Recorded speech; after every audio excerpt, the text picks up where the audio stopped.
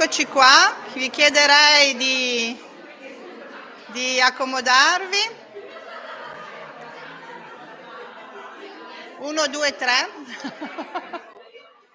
Mi fa piacere che siano nate relazioni e che voi chiacchieriate e condividiate le vostre esperienze. Però adesso torniamo.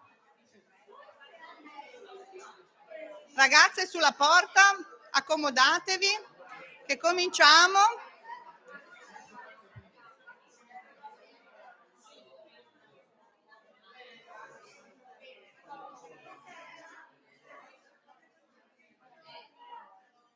Vi richiamo.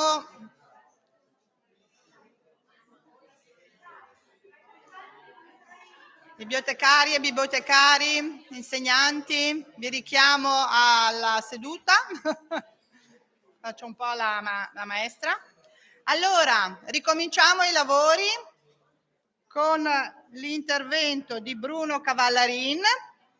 Il titolo dell'intervento è Le biblioteche scolastiche lombarde. Dovevo portare la campanella, che ha un'azione incisiva. Allora, le biblioteche scolastiche lombarde, quindi un esempio di ottime pratiche, direi, un ambiente di apprendimento in fermento al servizio del territorio. Chiamo Bruno e vi ringrazio.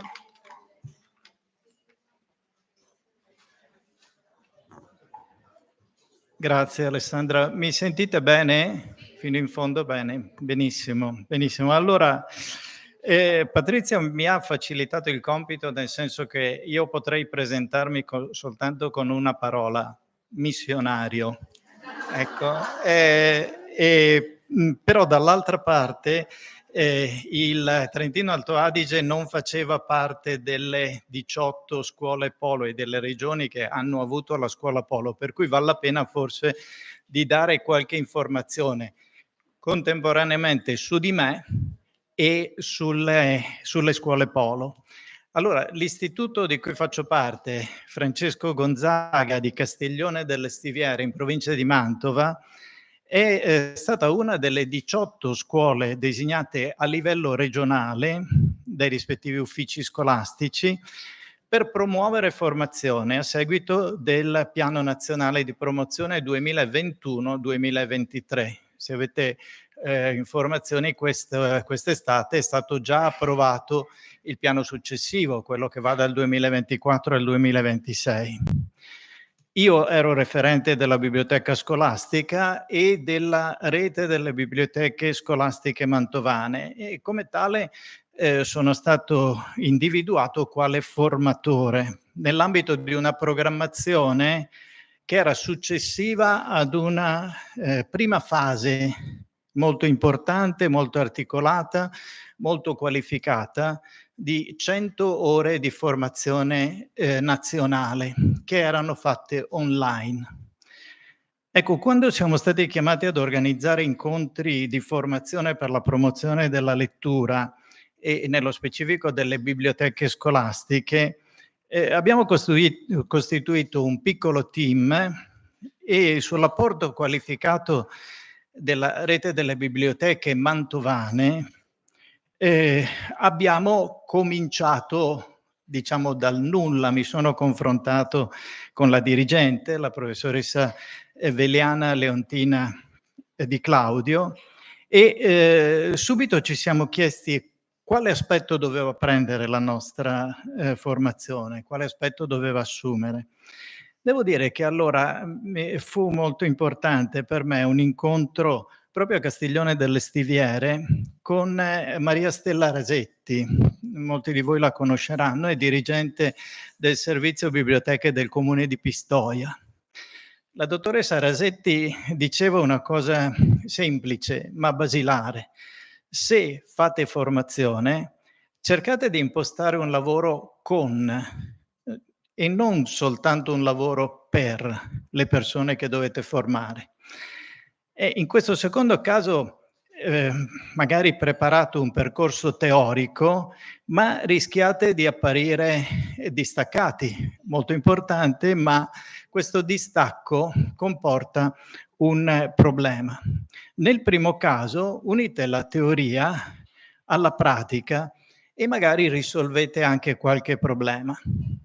Ecco, col passare del tempo e con questa esperienza ho scoperto che questo metodo, oltre ad essere più efficace dell'altro, crea legami molto forti, che nel mio caso si sono consolidati anche dopo la formazione, che è diventata il punto di partenza per tante proficue collaborazioni. Tenete conto che in Lombardia siamo arrivati a dare attestati di formazione a circa 400 docenti di tutte le 12 province lombarde, di tutti i gradi di didattica. Oltretutto, se è vero che le relazioni, le lezioni sono più facilmente documentabili, è vero che è narrabile, raccontabile, documentabile anche il grande lavoro che si può fare con chi si forma, con attività condivise, magari in maniera laboratoriale. Tanta parte della narrazione, la documentazione filmata, delle lezioni ambientate presso biblioteche scolastiche, gli incontri, dei 2 convegni svolti a Milano, le presentazioni di scuole attive nella promozione della lettura, tanto di questo materiale è reperibile sul sito che voi vedete qui. Voi vedete riportate, nei filmati i 2 convegni che sono stati fatti a Milano e le relazioni, va bene, e anche e soprattutto le lezioni che abbiamo fatto presso delle biblioteche scolastiche.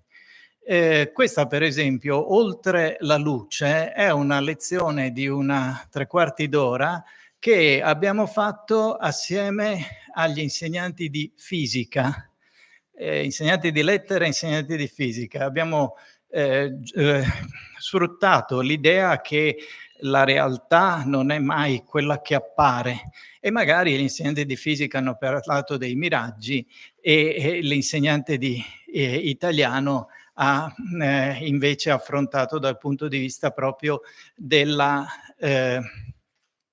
letteratura. Io scorro le immagini anche se ho abbassato il volume, perché magari potete vederlo. Scorro le immagini finché procedo perché ogni lezione dura 1 oretta. Tenete presente che vedete qui, prima di tutto compaiono gli strumenti della fisica, quindi far vedere le biblioteche scolastiche che sono alcune, non tutte, ma sono anche molto curate, secondo me è una cosa molto importante. Ecco, dicevo poi che testimonianza del nostro lavoro è anche quella pubblicazione. Io ne ho portate alcune copie e spero che molti di voi abbiano potuto prendere quella pubblicazione che è fatta con la consulenza, ma anche la collaborazione molto forte di AIB Lombardia.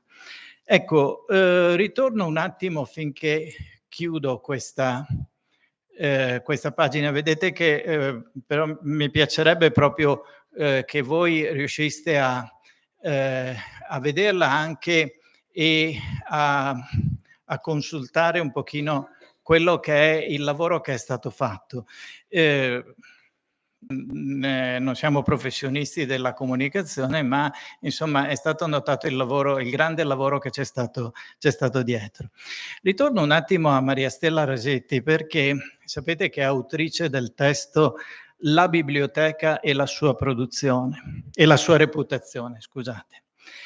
Perché anche per le biblioteche scolastiche bisogna partire, ma qui Patrizia l'ha appena detto, bisogna partire da che idea si ha delle biblioteche scolastiche.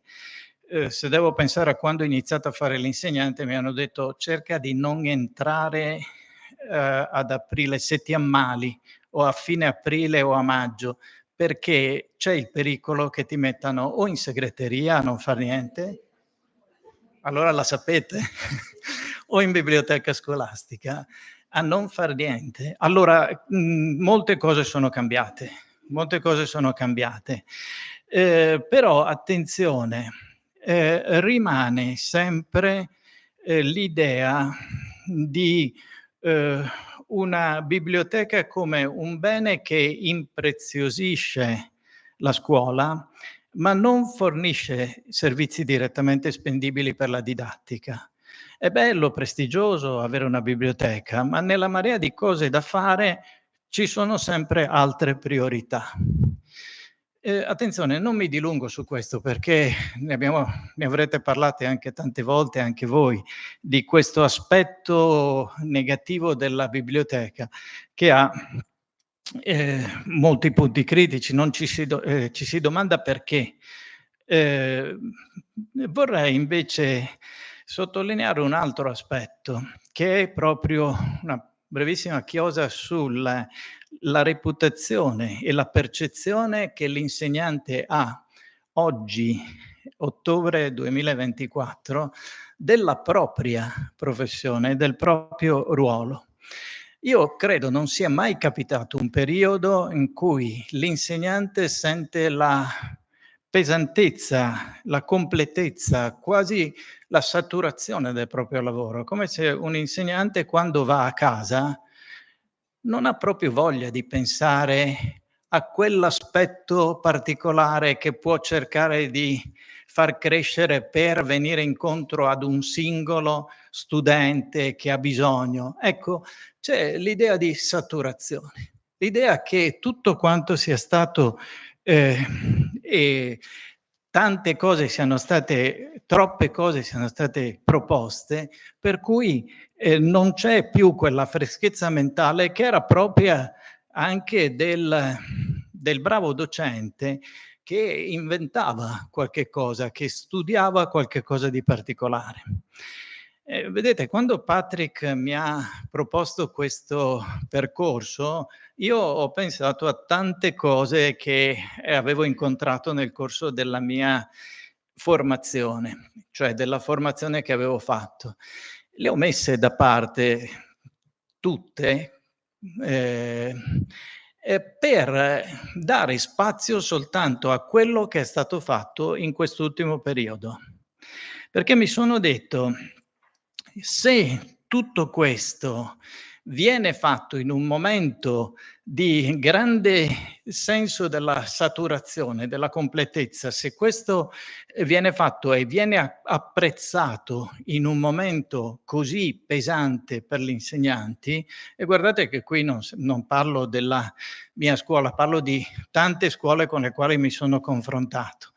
Ecco, se viene proposto e apprezzato, allora vuol dire che qualche cosa si riconosce al lavoro in biblioteca e al lavoro basilare. Premetto, può anche essere che ormai nella scuola si accetti tutto. Un amico di Milano scherzandomi mi diceva: se agli insegnanti proponessero di insegnare a contare i granelli di sabbia di un litorale, non so se la scuola accetterebbe, però sicuramente si troverebbe un esperto all'interno della scuola, un qualcuno che ne vuole parlare e che vuole portare avanti il discorso. Cioè si accettano tantissime cose, ma non c'è un filtro, non c'è un modo per dire questo è importante e questo non è importante. E guardate, ha ragione la preside, la dirigente scolastica del Gino Strada di Casirate, la dottoressa Annunzia Tedesco, dice: noi cerchiamo di dare tantissime competenze agli studenti, ma dobbiamo renderci conto che tanti studenti forniscono delle risposte sbagliate ai test non perché non sanno il contenuto della risposta, ma perché non hanno letto bene la domanda. Non sanno leggere la domanda e bisogna ricominciare proprio da questa, dall'allenamento alla lettura. Dall'allenamento alla lettura, dicevo. E allora tra le tante iniziative che si svolgono all'interno delle classi e delle scuole, tra i tanti gruppi di lettori, mi piace iniziare questa breve rassegna di collaborazioni tra biblioteche scolastiche e territorio dal Club dei lettori accaniti, Mulazzano, provincia di Lodi.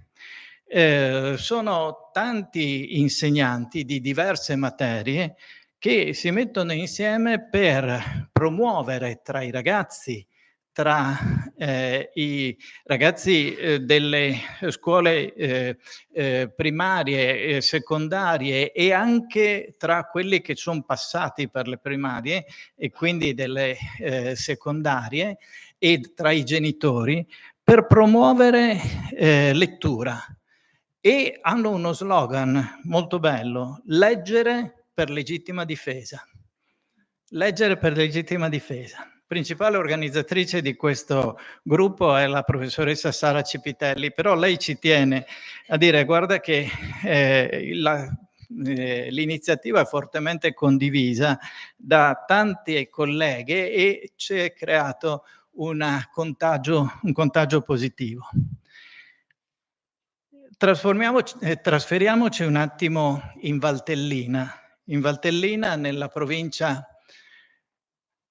di Sondrio, Ponte in Valtellina. Eccolo qui, Ponte in Valtellina, un ponte di storie. Si è svolto settembre-ottobre un festival letterario per bambini e ragazzi, ideato da Oriana Picceni, direttore artistico, Francesca Franchetti, coordinatrice delle attività dell'Istituto Comprensivo di Ponte in Valtellina, e Elena Folini, che cura i rapporti con le istituzioni, in collaborazione con Istituto Comprensivo, Biblioteca Comunale Libero della Briotta, Amministrazione Comunale di Ponte in Valtellina. Il festival ha avuto per tema la cura, ha ospitato circa 100 eventi e ha registrato la presenza di circa 3.500 studenti. Oltre a questo c'erano però i visitatori normali, quindi si è arrivati ai 6.000. Moltissime le presenze di adulti, ma al di là di queste presenze di adulti mi piace sottolineare un aspetto. Capite che la zona non è molto comoda, Ponte in Valtellina, e allora facciamo il festival a Ponte Valtellina, ma se c'è la possibilità di portare un autore in un paese vicino, trasferiamoci in questo paese e portiamo l'autore alla classe e non facciamo trasferire la classe. Ecco, e questo mi sembra una cosa molto bella. Sarà un caso che sono usciti le classifiche delle prove Invalsi, che la provincia di Sondrio è messa bene proprio a livello di classifica. Secondo me no, perché se tu parti proprio dalle cose basilari, ottieni moltissimo. Il festival è alla 7ª edizione, ma come dicevo le idee positive sono contagiose.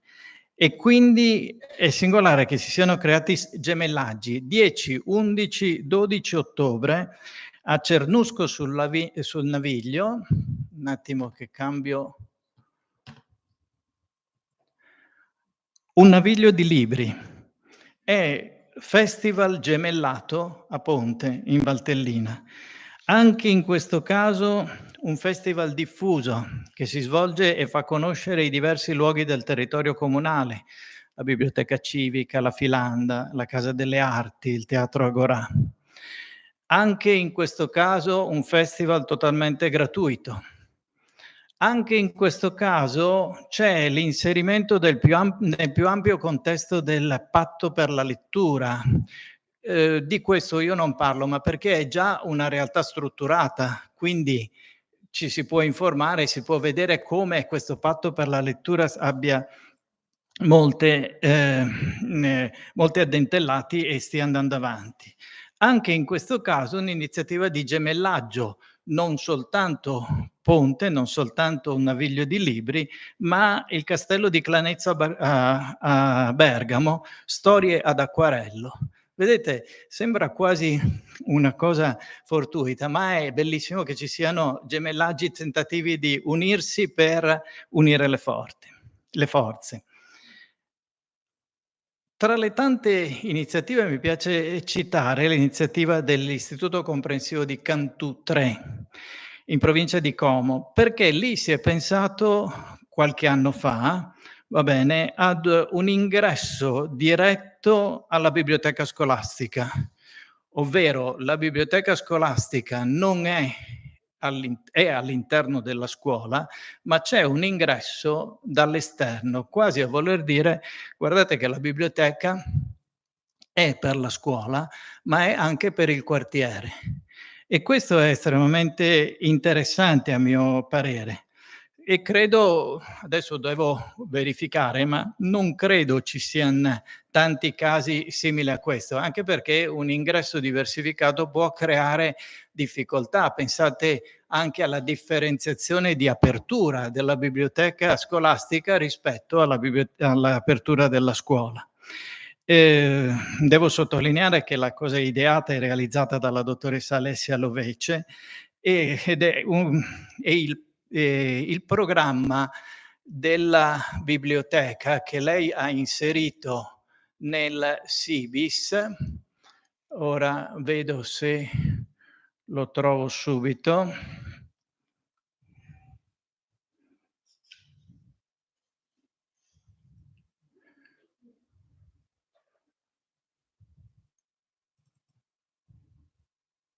Il SIBIS è uno strumento straordinario per le biblioteche e per le biblioteche scolastiche. Qui vedete che sono riportati tutti i progetti. Ecco, i progetti sono divisi per progetti di promozione alla lettura a scuola secondaria ed esterni, progetti di promozione della lettura a scuola dell'infanzia, progetti della promozione della lettura a scuola primaria e progetti Olimpiadi di educazione civica. Poi ce ne sono altri che sono passati, ma analizzate tutti questi progetti sono realmente molto, molto ricchi.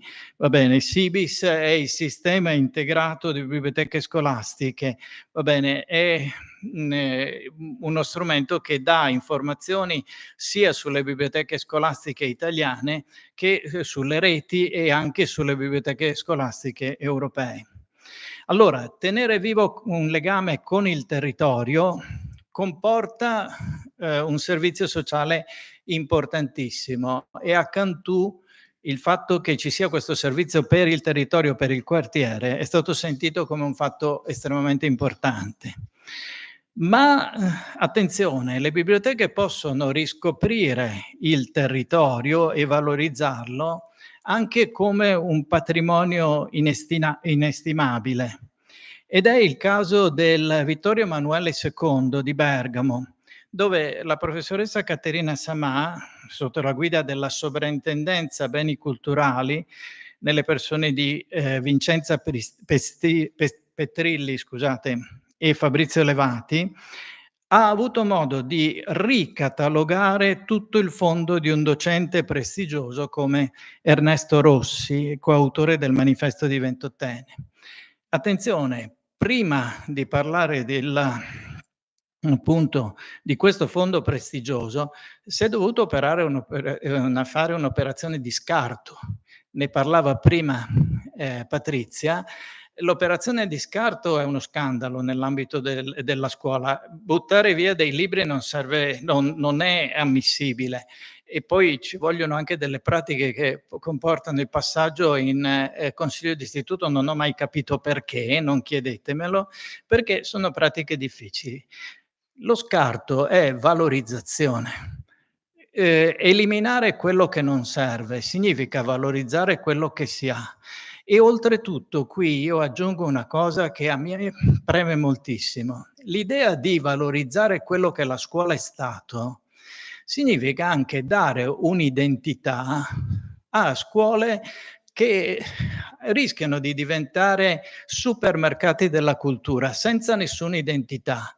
Allora, il fatto che si leghi la scuola ad una persona, ad una storia, la mia storia per esempio dell'Istituto Gonzaga è legata al fatto che in un momento di crisi è stata dichiarata zona depressa, si sono insediate alcune industrie e la prima cosa che hanno chiesto che cos'è stata?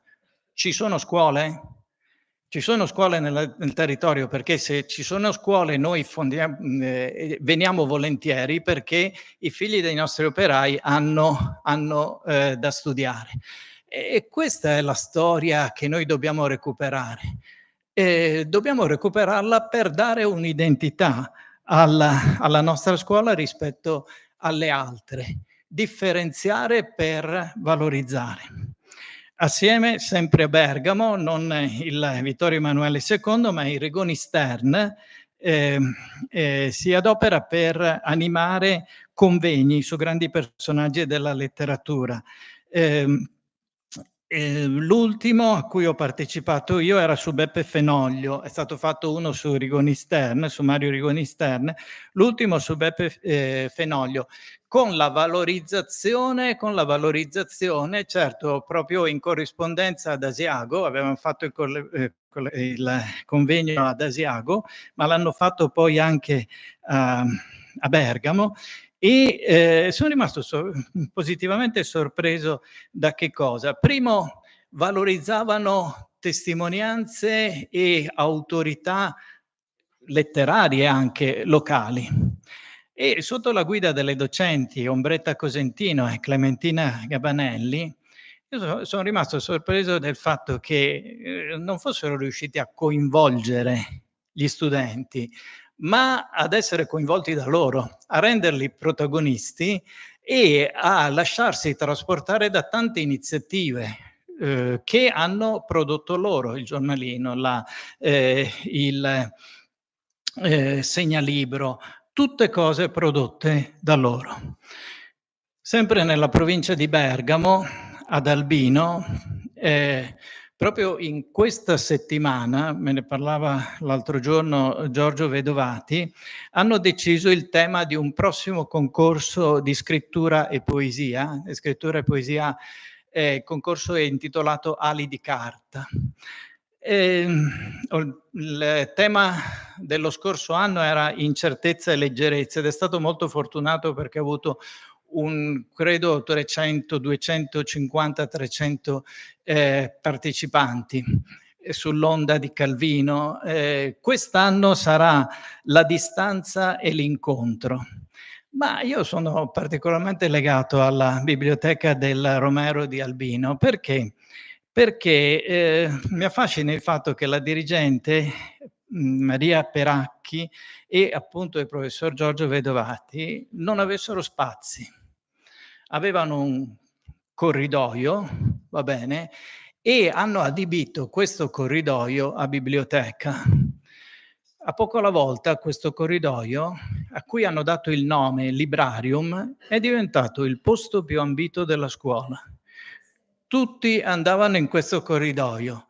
Adesso, mi ha avvertito Giorgio, guarda che il 23, mi sembra, di novembre, inauguriamo il nuovo spazio che è molto ampio della biblioteca. Tenete il corridoio, gli ho detto, tenete quel corridoio come simbolo proprio della vostra crescita. E mi sembra un'esperienza molto bella, davvero, molto bella, molto significativa di come appunto stiano muovendosi le scuole.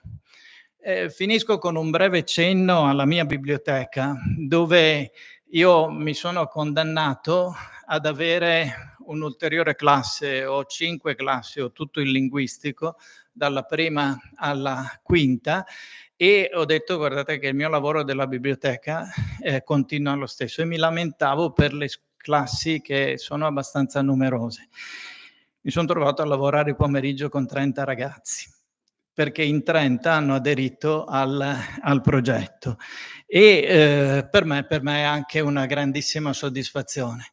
Che cosa stanno facendo questi ragazzi? Stanno facendo un lavoro che per me è stato molto importante per arricchire la biblioteca.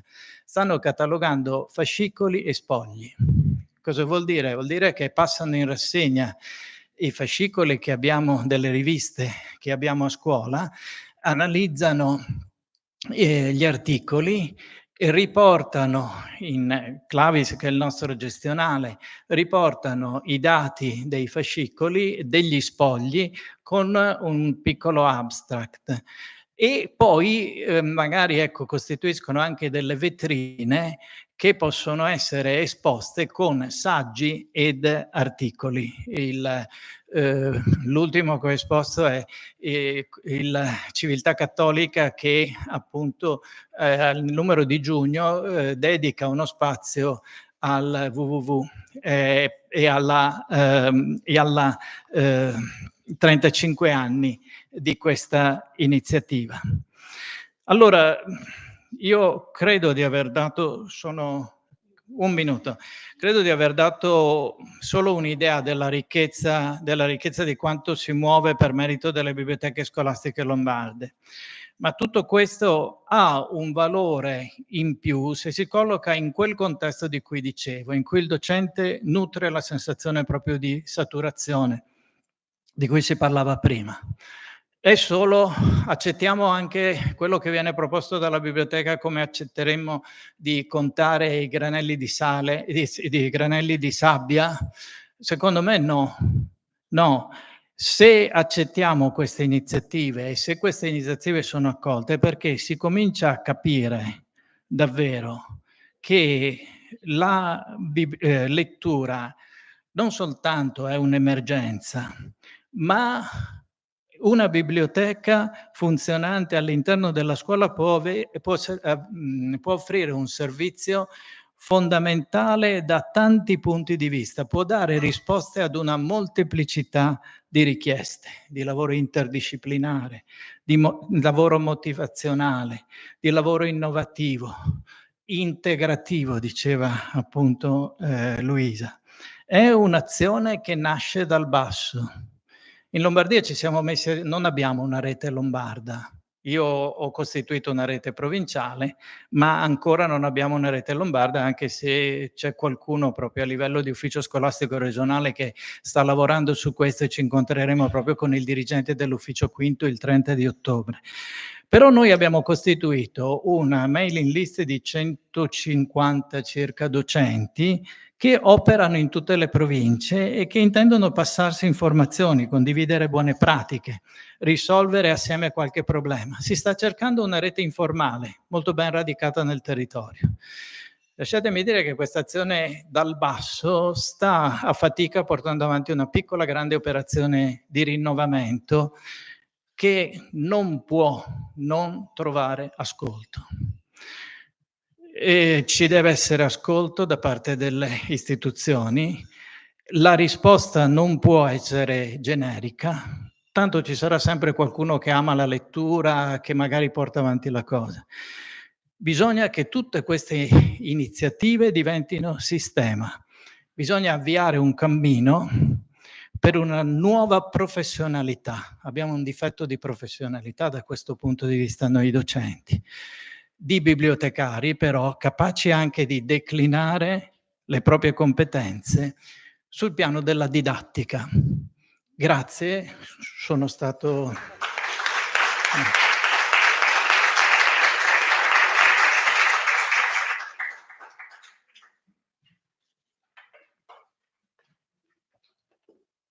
Grazie a Bruno Cavallarin, ci ha posto veramente, io penso che sia arrivato al punto e penso che sia una sfida che anche noi dovremmo cogliere in Trentino Alto Adige, l'idea di lavorare insieme, di lavorare in rete. Siamo in una situazione di affanno, direi che questo sentimento è sentito a più livelli. Nell'ultima riunione fatta all'ufficio biblioteche, molti di noi hanno espresso la solitudine. Cioè questa è stata la problematica che è emersa, ognuno lavora da solo, fa grande fatica, non sa se veramente raggiunge gli obiettivi, ma è in continua emergenza e in continuo affanno. Lavorare in rete è sicuramente l'unica possibilità che abbiamo davanti, perché le sfide sono tantissime e da soli sicuramente non ce la facciamo. E chiamo, eccola qua, Loredana Perego, collaborazioni in rete e progetti di promozione della lettura. Grazie. Ecco, ciao a tutti, grazie. Volevo ricordare che oggi è il 23 ottobre, è il compleanno di Gianni Rodari e mi sembra una bella cosa che coincida. E siamo qua per continuare quel tipo di scuola, credo, no? Quel tipo di impulso che questi personaggi ci danno continuamente. E quindi bene, ho un sacco di roba. Siamo registrati, ho un sacco di buone cose da mostrarvi e quindi non so se riuscirò a parlarci tanto sopra, ma le domande saranno la cosa migliore, perché bisogna lavorare con le persone, l'abbiamo detto prima. E quindi se le domande arrivano o se siamo stati capaci di suscitare domande, molto probabilmente riusciamo a fare meglio tutti quanti. Allora, adesso un problema. Il problema è: con gli occhiali vi vedo, ma con gli occhiali non vedo. E quindi toglierò gli occhiali.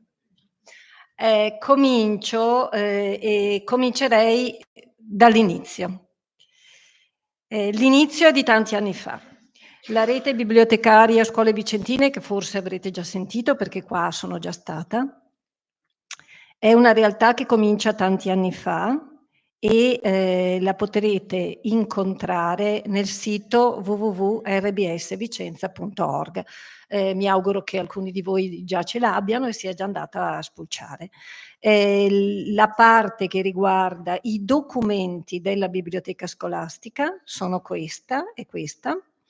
Troverete un po' delle cose che oggi vi mostro, ma mi pareva interessante mostrare subito questo: indicazioni nazionali, curricolo della scuola, proprio perché Tommaso, ecco, è nei documenti per la biblioteca scolastica.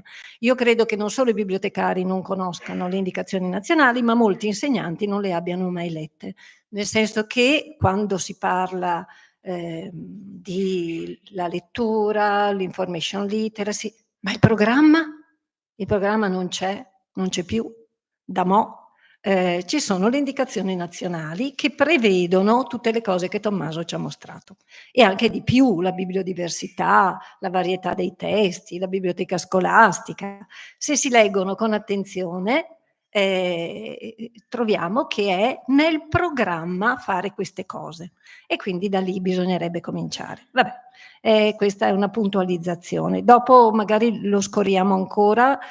Vado qua e aspetta un attimo che vado qua. E i ponti sono sempre molto significativi. Quello che volevo dirvi è questo: che siamo nel mondo dell'informazione. Ci siamo accorti? La scuola se n'è accorta?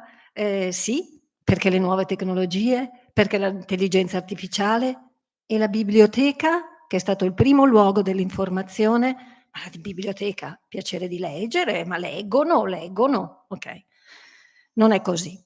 Anche il piacere di leggere è costituito da esperienze professionali, quindi raccolte aggiornate, raccolte appetibili, perché sono novità importanti, e poi praticare la ricerca delle informazioni su vari supporti. Queste due anime stanno nella biblioteca e quindi nella scuola, io credo. Aspetta un attimo, ecco. Quando è iniziata la rete bibliotecaria? È iniziata nel 2000, quando alcune biblioteche scolastiche che c'erano già hanno avuto il finanziamento ministeriale. Erano tanti soldi, tantissimi soldi pubblici riversati su singole scuole. Il primo passo che abbiamo avuto è stato, ma devo accelerare perché ho un sacco di roba a far vedere, è stato quello: sono soldi pubblici, dobbiamo metterci insieme. Qui è la rete, sono soldi pubblici e non gli utenti, non i clienti, il pubblico, cioè tutti quelli che hanno diritto alla cittadinanza, devono usufruirne in ugual misura. E quindi la rete è indispensabile. Abbiamo messo insieme le risorse, tutte le risorse, i finanziamenti che sono stati dati hanno fondato una rete di biblioteche scolastiche, che da allora, si parla del 2005 il primo convegno, dal 2000 al 2005 abbiamo lavorato per farne una rete.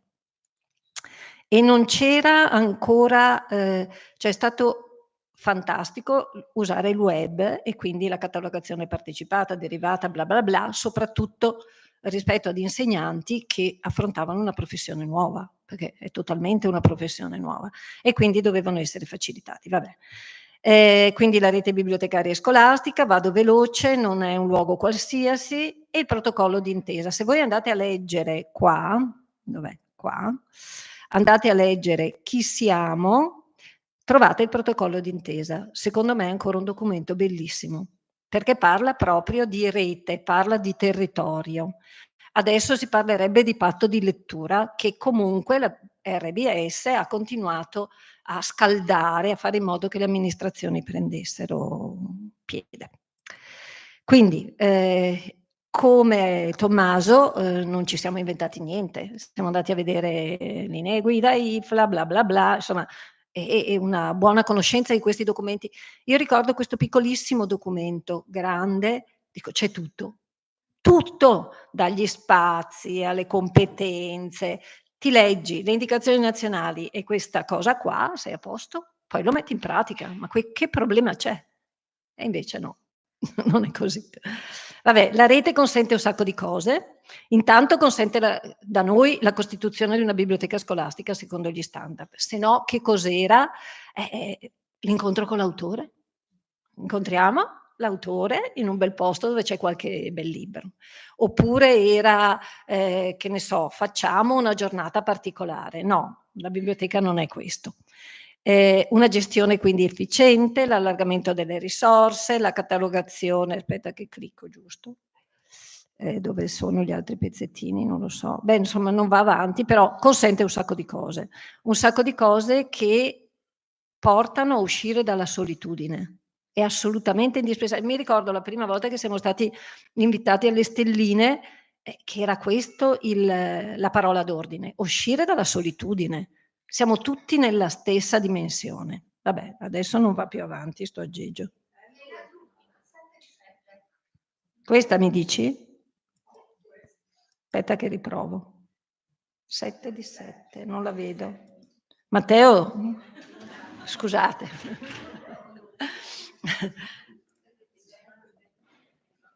Questa è la 7 di 7. Questa. Vabbè, adesso vediamo come portarla avanti. Eccola lì.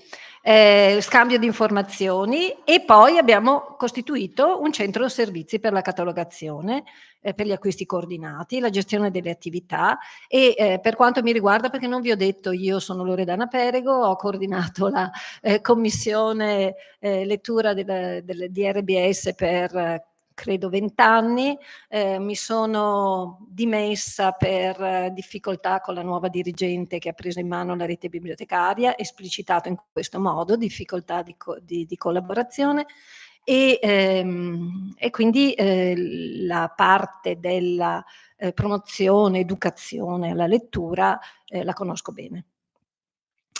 Ecco, questo se torna indietro, protocollo d'intesa, la rete consente. Quindi un modello che nel tempo si è sempre mosso con i tempi che passano, fino a entrare nel coordinamento nazionale. Cosa dire? Un work in progress. Io mi considero una persona in work in progress. Non si è mai fermata la mia capacità, il mio desiderio, insomma. E qui abbiamo il piano nazionale, tutto quello che diceva Bruno precedentemente, quindi non sto a dirvelo. Sottolineerei anche che si può utilizzare anche l'equipe formativa degli animatori digitali, perché è regionale e può venire in aiuto delle biblioteche. Ecco, che cosa fa una biblioteca scolastica? Si forma continuamente, si forma per capire come organizzare gli spazi, come conoscere la produzione editoriale, come organizzare le raccolte. Probabilmente con bibliotecari professionisti tutto questo è relativo, per noi era fondamentale. E poi tutti i progetti. Quello che ci interessava era far uscire la biblioteca dalla provvisorietà, dalla illuminazione di qualche insegnante e farla diventare servizio continuativo coerente, non che un giorno è aperta, l'altro giorno no. Come diceva un grande del mio passato, diceva: ma chi è che andrebbe in un panificio che è aperto qualche giorno, non si sa quale, un'ora sì, un'ora no, ci vai una volta, dici ah quanto bel pane, non ci torni più, ok? Quindi avere una continuità importante. E poi un sacco di progetti, perché i progetti piacciono a tutti, i progetti ti fanno sentire bravo, raccoglie, e quello che fa il progetto è comunità, questo è vero, perché allora la biblioteca civica, perché allora gli assessorati, perché allora le associazioni, perché allora i genitori che capiscono tutto subito, gli insegnanti no, i genitori sì. Che poi gli insegnanti sono genitori, per lo più. Quindi è una cosa strana, però succede così. Ma i genitori sono una forza potentissima sul dirigente. Quindi fatevi aiutare dai genitori, perché vengono ascoltati in genere. Ho avuto esperienza di scuole in cui i genitori iscrivevano i figli in quella scuola perché c'era una biblioteca scolastica che funzionava, e lo diceva nella riunione di introduzione, diceva ma io li iscriverò qua perché c'è una biblioteca che funziona, ed è una roba fantastica, ok? Questa roba qui l'abbiamo già detta e passiamo quindi ad altro. Tutto questo lo potete più o meno trovare in RBS, però vi lascio anche le altre cose e andiamo a vedere un po' quello che è il rapporto tra biblioteche civiche e biblioteche scolastiche. Non è un rapporto sempre facile. Noi vediamo per esempio a Vicenza che vi dico una cosa lo stesso, che sono andata a un colloquio qualche anno fa, 2 anni fa, 3 anni fa, con la presidente della biblioteca e mi ha detto: la scuola non partecipa alle nostre meravigliose iniziative. È vero? Meravigliose iniziative. E dico: ma forse bisogna capire come mai. Dice: adesso abbiamo la giornata della memoria e per fortuna conosco 3 insegnanti che porteranno le classi perché se no non vengono. Dico: ma la comunicazione com'è stata? Beh, gliel'ho detto 15 giorni fa, ok. Gli ho regalato il libretto della bibliografica Rapporti tra scuola e biblioteca. C'è scritto tutto, c'è scritto davvero come avere rapporti con la scuola e come avere corretti rapporti con biblioteche scolastiche e biblioteche civiche. È sempre con, è una progettazione comune, non è noi facciamo delle cose meravigliose e voi non venite. È una progettazione comune ed è molto interessante perché vuol dire che il fuori entra e il dentro esce, cioè non è una banalità, ok? Vabbè. Allora, dopo vedremo cos'è il curriculum verticale, perché ce n'ho uno anch'io da mostrare. Però le biblioteche scolastiche si differenziano dalle civiche perché sono le biblioteche di quella scuola secondo quel POF, che è il piano dell'offerta formativa, secondo le linee guida di quella scuola. Quindi il rapporto con la biblioteca civica, se vuole essere molto fecondo, dovrà tener conto di questo. E quindi cosa abbiamo? È inserita all'interno della scuola, troverete tutto poi, si rivolge a un pubblico preciso, a una fascia d'età precisa, fa delle scelte quindi di acquisto molto precise. La biblioteca civica ha delle funzioni diverse. La biblioteca scolastica dovrebbe essere specializzata, per esempio se andate in RBS trovate tantissimi documenti di metodologia, è un bacino per gli insegnanti fantastico, ok? Offre l'uso di materiali documentari adatti agli alunni, si interrompe con la scuola in genere. Ci sono anche biblioteche scolastiche che stanno aperte d'estate. A noi, per esempio, questo ha creato problemi. La biblioteca civica non è soddisfatta che la biblioteca scolastica sia aperta d'estate. Ci ha proprio detto così. E quindi in alcuni paesi, in alcune comunità non sono aperte La biblioteca civica ha una funzione diversa, continua in ogni periodo dell'anno, per esempio. I vantaggi della collaborazione sono molti, si aiutano reciprocamente, è il primo passaggio, come dicevi, dei bambini.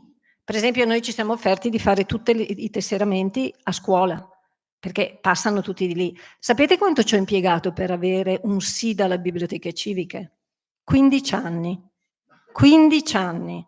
Perché no? Perché il genitore deve venire lì, deve fissare i documenti, 15 anni, ok?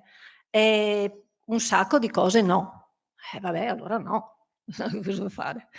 E la possibilità di specializzarsi, questo è importante soprattutto per le superiori, perché è un'ottima cosa specializzarsi, e sono dei servizi che rispondono a dei bisogni conoscitivi personali, ma questi bisogni vanno anche sollecitati e questo è il percorso educativo.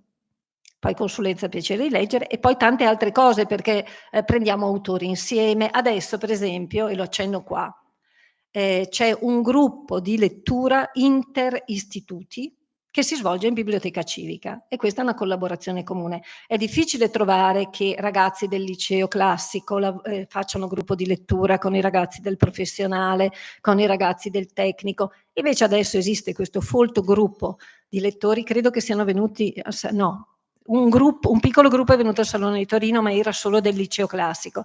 Adesso è 2 anni che si sperimenta un interistituto ed è veramente molto interessante. Anche perché è, come si dice, quella cosa, quello che dice Alice Bigli, non mi ricordo bene il nome, ma dice è il piacere di leggere gratuito, no? Se questi ragazzi continuano a farlo anche fuori dalla scuola, vuol dire che lì hai seminato molto bene. Se lo fai solo a scuola, vabbè, ti tocca in qualche modo. Gli acquisti coordinati, ecco. E poi, guarda caso, biblioteche scolastiche e biblioteche civiche, Rasetti, da andare a vedere. Poi andiamo più giù, vai giù, no, questo l'abbiamo concluso, che bello. Ecco, una delle grandi collaborazioni che è stata fatta in questi anni è esattamente questa, un curriculum verticale. Allora è nata parecchi anni fa ed è nata proprio dal basso, cioè si sono incontrati docenti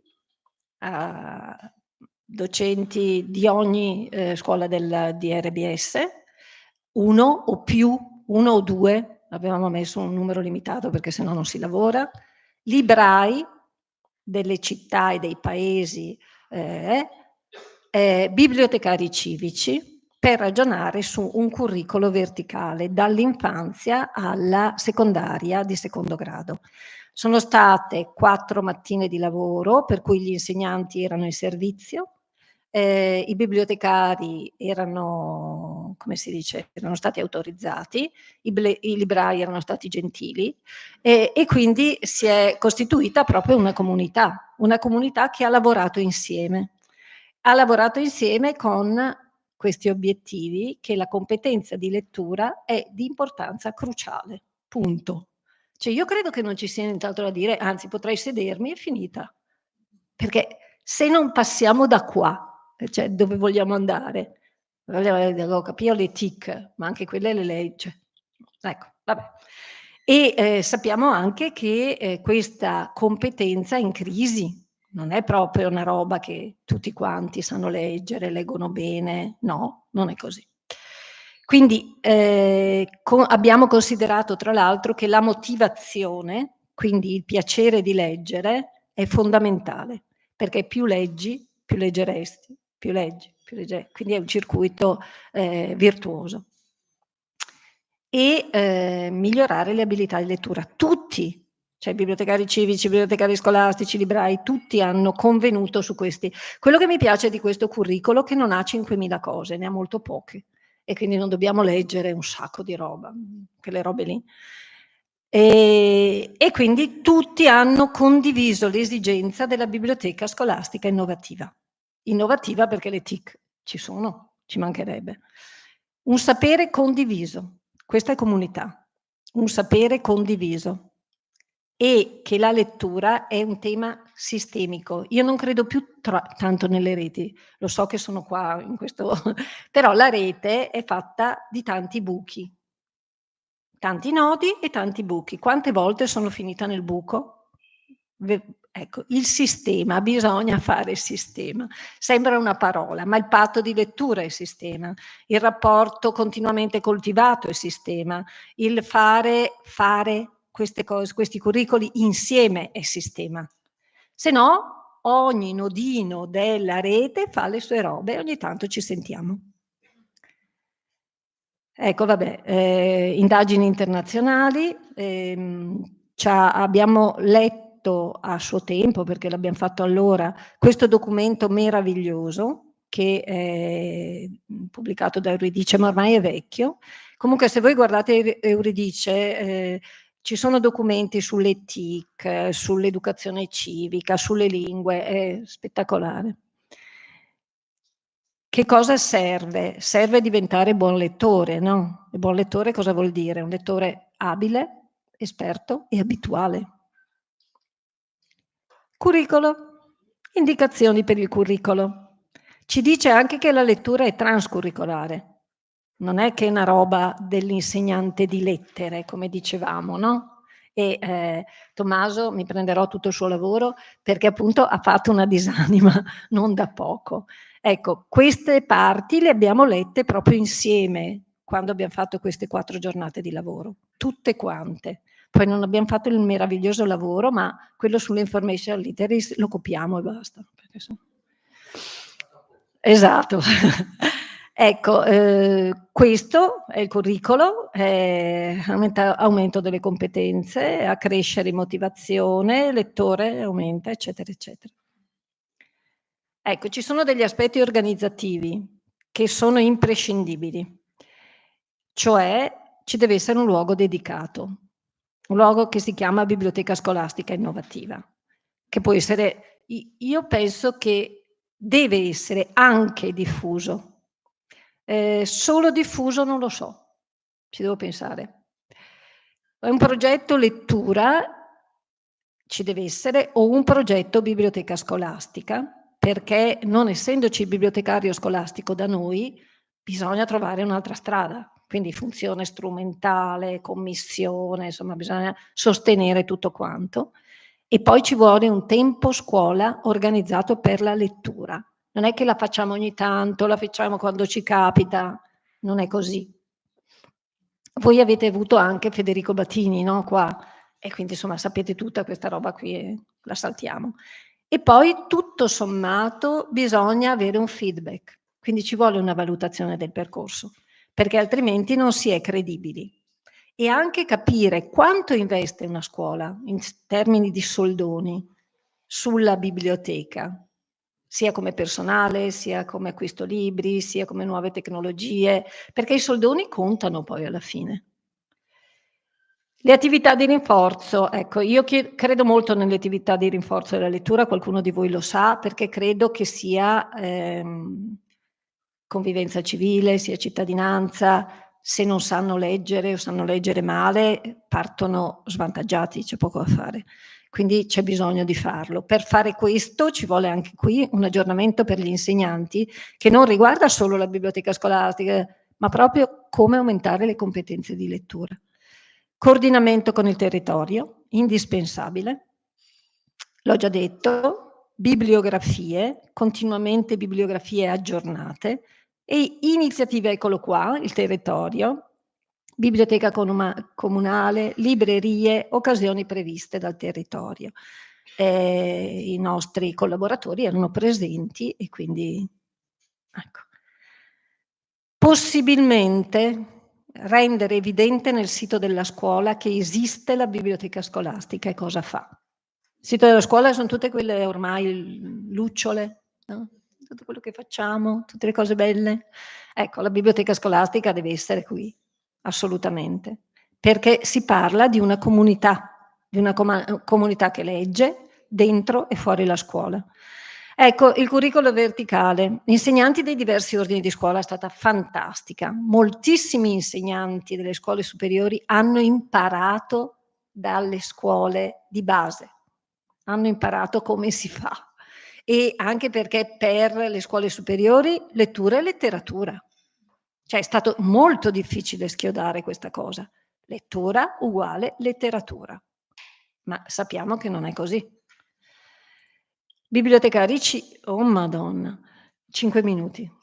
Librai vabbè, tutte queste cose qua ci sono, perché volevo farvi vedere Bill. Ecco, quello che mi piace molto è questo, 4 punti, non 400, neanche 40. Leggere ad alta voce, conoscere e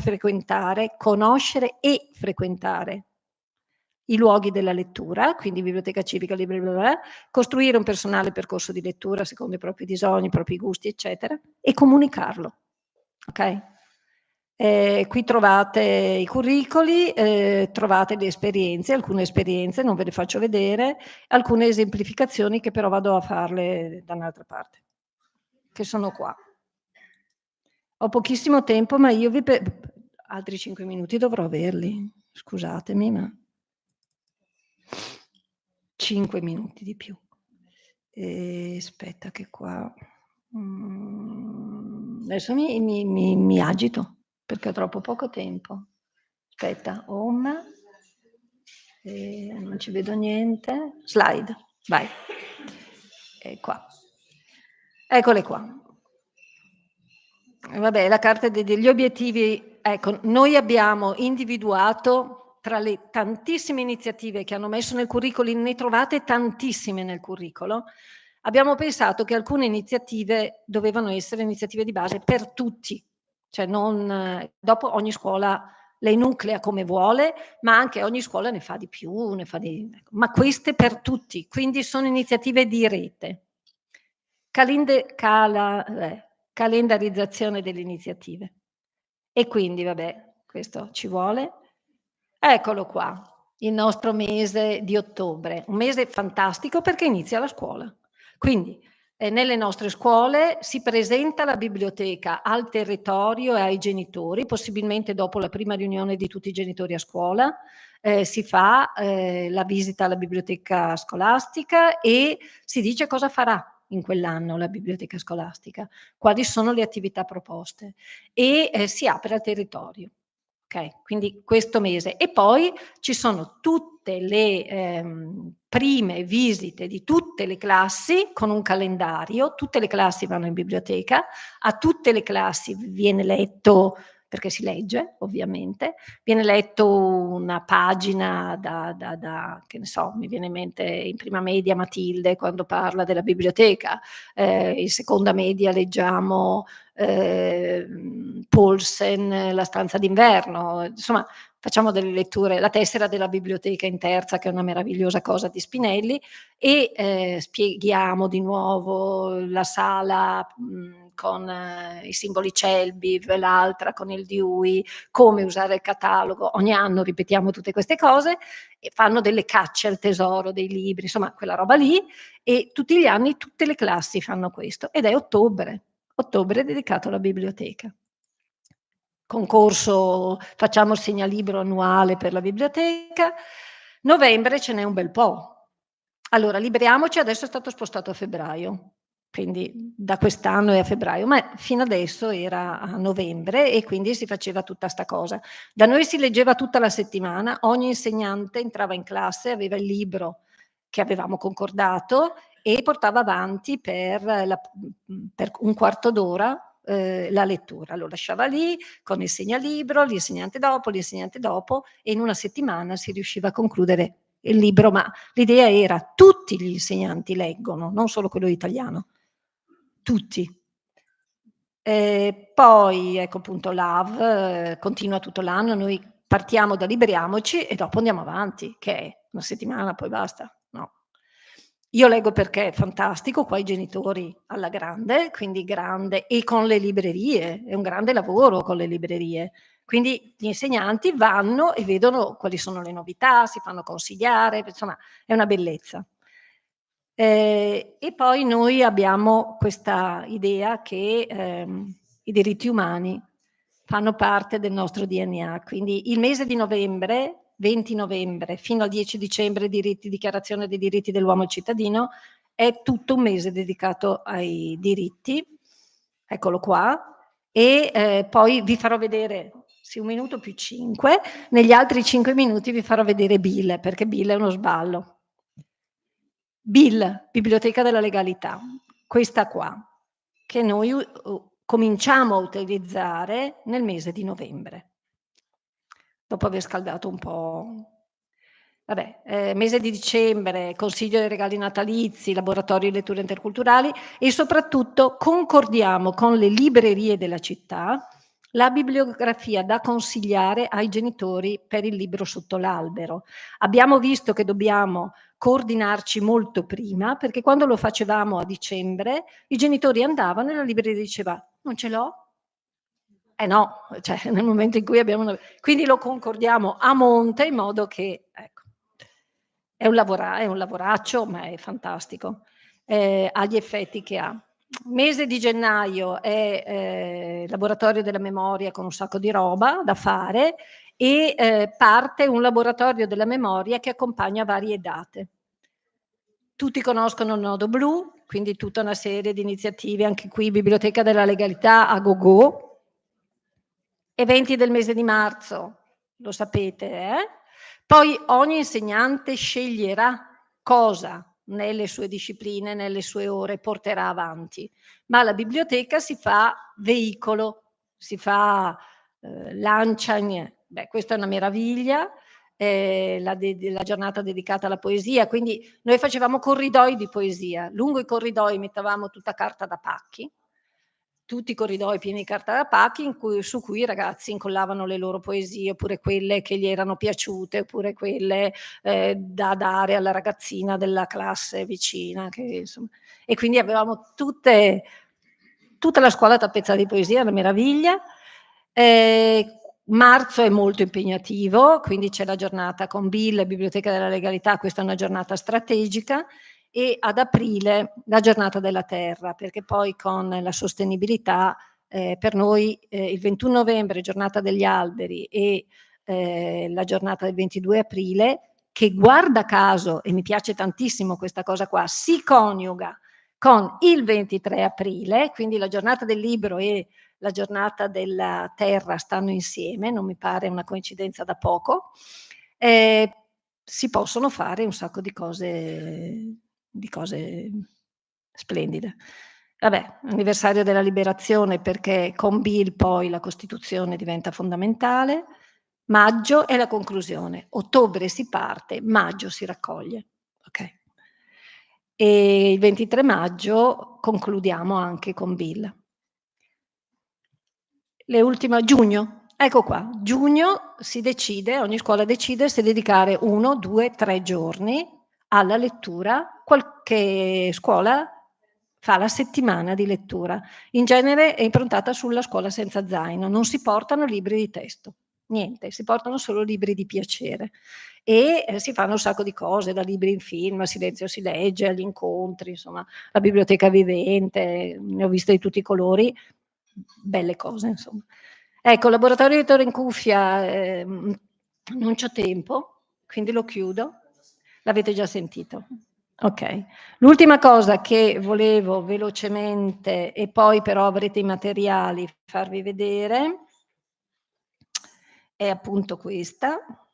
La Biblioteca della Legalità nasce nel 2011. Noi abbiamo la BIL territoriale vicentina. È un progetto nazionale di IB Italia, che fa parte di IB International, e a Vicenza abbiamo fatto la BIL territoriale. Questo è un altro modo per portare i libri nelle scuole e anche per facilitare la fondazione di biblioteche scolastiche. È una biblioteca itinerante, sono valigie piene di libri che le scuole prenotano. Io faccio adesso, c'è tutta quella roba qua, ma saltiamo, perché come è nata, che cos'è, eccetera. La biblioteca nazionale e la BIL nazionale e la BIL territoriale. Le scuole prenotano le valigie le possono tenere un mese. Molte scuole non hanno una biblioteca scolastica funzionante, vedono queste meraviglie perché le bibliografie sono scelte da un team specializzato e dicono: ma li vogliamo anche noi questi libri? Spiacenti, solo un mese. E allora cominciano a comprare questi libri e cominciano a fondare biblioteche scolastiche, che cominciano piccole, però con scaffali di pregio, e pian piano si va avanti. Jella Leppmann, se non la conoscete, mi raccomando, poi con un incontro come oggi, una che scrive un ponte di libri, mi sembra che in ogni biblioteca dovrà esserci. È veramente bellissimo, un libro bellissimo. È nata qui e là. Che cos'è? Dall'infanzia fino al biennio delle superiori, ma andiamo avanti, perché adesso molte superiori lo vogliono ste valigie. E per ora ci sono queste antologie. È cominciato con 101 titoli, adesso sono 264. Questo è un elenco di 101 classici. Ecco, c'è una valigia Rodari che va persino nel biennio delle superiori, perché non è proprio una robetta, Rodari. E Arboreti di carta e alberi per la vita è uno spettacolo.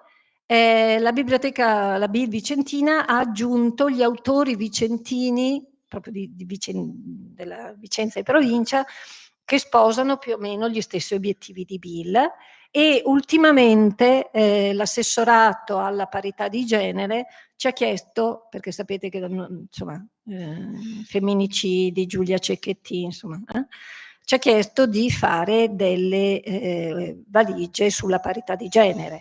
BIL ha lavorato con Donna chiama Donna, le associazioni, eccetera, eccetera, ha costituito una bibliografia, ha chiesto il consenso alla BIL nazionale, abbiamo fatto e accompagnerà gli interventi di Donna chiama Donna nelle scuole, lascerà questa valigia di libri perché i ragazzi possano continuare. Oddio, cosa ho fatto? Così? Ecco, BIL esiste nei cataloghi, nel senso che abbiamo dei partner, i partner sono tanti, c'è appunto Donna che Madonna che vi dicevo, c'è il Teatro Stabile La Piccionaia, che è il teatro per ragazzi, c'è la Biblioteca Bertoliana, c'è la rete bibliotecaria Scuole Vicentine, è sostenuto dall'assessorato all'istruzione delle pari opportunità, insomma, ecco, e è nei cataloghi, quindi in realtà c'è una BIL nelle valigie e altre 2 BIL che sono nelle reti. La Bertoliana, se andate nella pagina, ha tanti titoli che mette a disposizione attraverso il catalogo, la RBS è la stessa cosa, in realtà quindi sono 3. Valigia in viaggio, come funziona e quando arriva nella scuola, dopo lo vedrete, che cosa ne viene fatto. Ogni scuola si inventa le cose più fantastiche. Quello che a me piace sempre dire è che stanno fianco a fianco Matilde e Paolo Borsellino, Ronia e Peppino Impastato, Mina la partigiana Rita, perché la giustizia si declina in molti modi diversi e in molti tipi di narrazione diversa. In queste valigie ci sono graphic novel, divulgativa, romanzi, albi illustrati, quindi hai la bibliodiversità a portata di mano. BIL arriva in biblioteca scolastica, questa è una cosa che dice un ragazzino una mattina di ottobre, un insegnante, invitati, molto carina, e qui cominciano ad assaggiare i libri, a fargli venire voglia di leggerli, e hanno fatto un BIL tasting, quindi un piatto dove assaggi. Qualcun altro ha fatto un podcast, quindi degli assaggi di lettura da mandare agli altri ragazzi che prenderanno BIL. Altre classi hanno fatto questo assaggio invece. Ecco, una cosa che fa BIL è una formazione permanente sulle bibliografie, sui generi letterari, sugli autori, i temi, il percorso laboratoriale, la lettura ad alta voce, la legalità e la Costituzione, l'ambiente, ecco.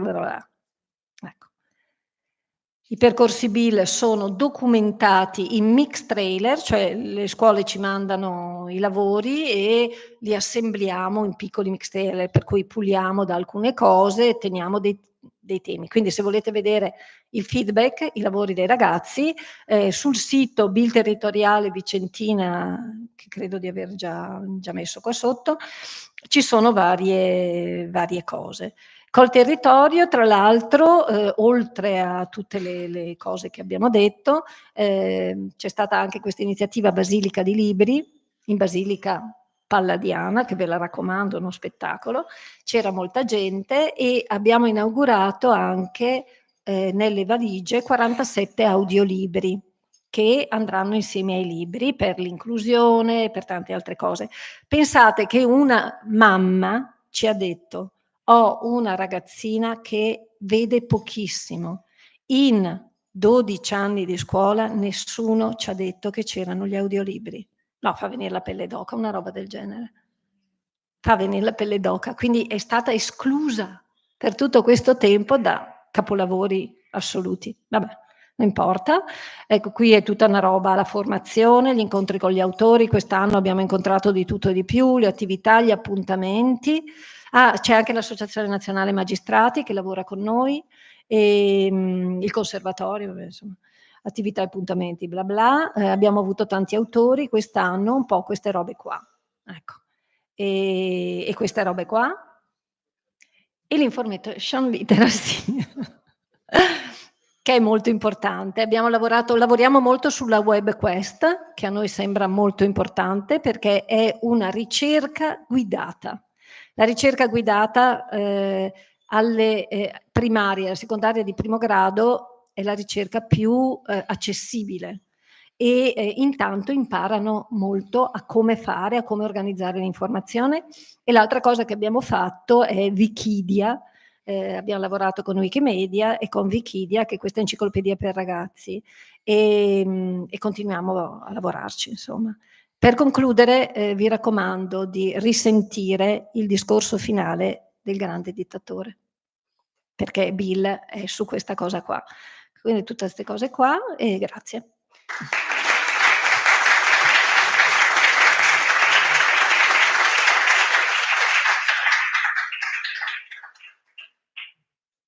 Allora, adesso pausa pranzo fino alle 12, giusto?